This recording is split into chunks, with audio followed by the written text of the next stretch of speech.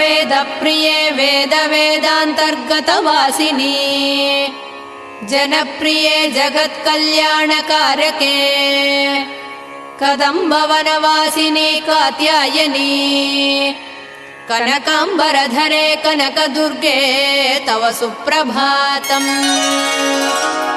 कल्पवृक्षे महाकल्पादिकालनिर्णये मातः मधुसूदनादिमहादेव विनुते मन्दाकिनी सलिलसेवितपदे मन्दस्मिते कनकाम्बरधरे कनकदुर्गे तव सुप्रभातम्।